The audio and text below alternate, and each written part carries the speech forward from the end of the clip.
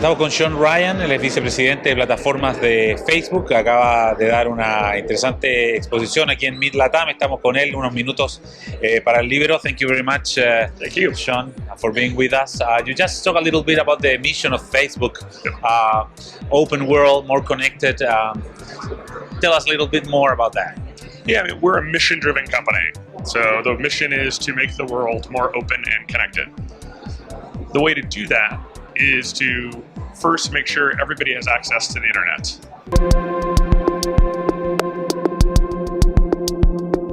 So that is either by working with governments and regulators and businesses to bring connectivity to the 4 billion people in the world who do not have it, or bring it to them at a price that they can afford, or bring them a reason that they should join the internet. For a lot of people, we see this in India, for example. In India, many of the grandmothers of friends of mine only got a smartphone to get WhatsApp. They don't use it to call. In fact, no one uses phones to call anymore, as far as I know. They use it to get WhatsApp or Instagram or Facebook, and so that's giving people a reason to join the internet. So again, it's access, it's affordability, and then it's why. Why should I do this? And that's what we are working on, and all of these wonderful developers here at LATAM, hopefully creating the next generation of applications that will persuade more and more people to join the internet and create profitable businesses for this region. Talking about WhatsApp, actually, it's very popular here in Chile. Yes, very popular, as you said. It's the number one question I get in Latin America. But what about WhatsApp? Exactly. But it's not the same in the United States. Why is that? Why do you think it's that? So there is a clear reason for it. WhatsApp started in countries where texting was very expensive, and it was cheaper to either use data or to be on Wi-Fi and use an internet texting. In countries like the United States and the UK and Canada, texting came for free along with your phone. It was part of your package. So you weren't as compelled to get this new add-on because texting was free.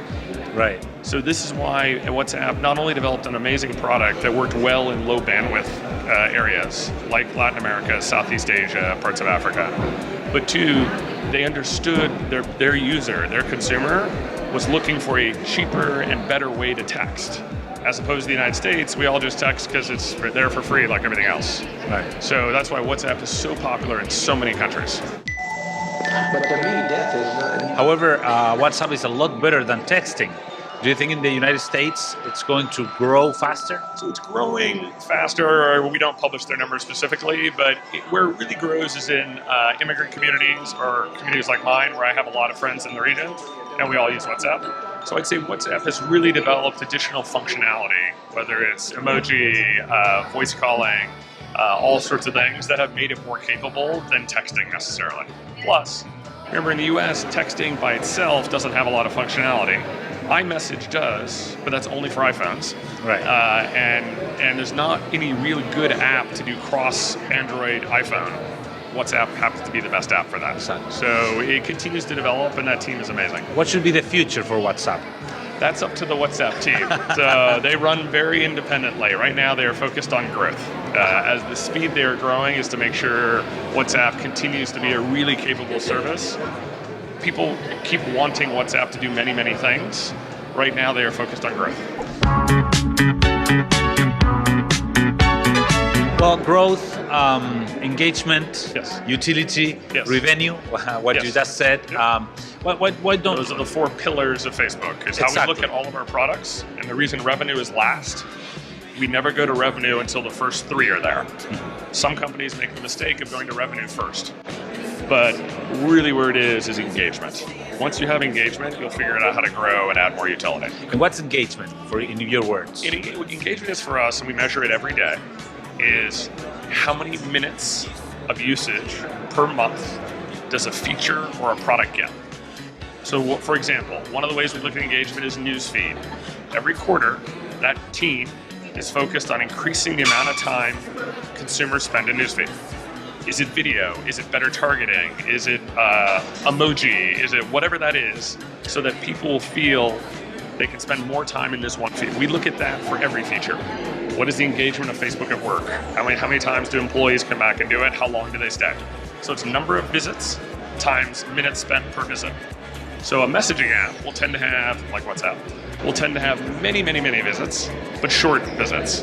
And something like a newsfeed or video will tend to have longer visit times, but maybe not as many. As we've moved to phones, the amount of visits has gone up significantly. The amount of time per visit goes down a bit. When you're sitting at home in front of your desktop and you're playing Farmville for 45 minutes, that's a long time. You have more time.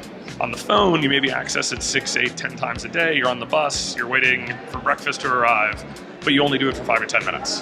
Exactly. So we've had to change the products to adapt to the fact that on a phone, much more higher usage, but shorter cycles. So that tends to mean, let's make sure the product, for example, performs fast enough. What kills a product is to be slow. And when comes revenue then? Revenue always comes once the first three. So for example, our PC business is revenue. Our mobile business is in revenue. Instagram just moved to revenue in the last 6 months. People always asked us, why aren't you monetizing Instagram? Why aren't you monetizing Instagram? Just starting, because we felt the first three, growth, engagement, utility, were now at the levels that made sense to start introducing revenue. And Messenger is now just moving into that phase. And when do you know you're ready for revenue? It's up to Mark. When Mark tells us we're ready for revenue. No, there's no magic formula. It really is a combination of, are we happy with the product? Do we think it has the features we want? And is it going in the right direction from a usage perspective? And then is it big enough to justify doing it right now? We're a company of $15, $20 billion in revenue. So really small, doing things for small revenue doesn't help right now. We're fortunate. We can wait until the product is bigger and focus solely on growth. But it really, at the end of the day, there's no science. It's really up to Mark. Excellent. Well, thank you very much for doing this with Libero. Thank you very much for this. Thank you.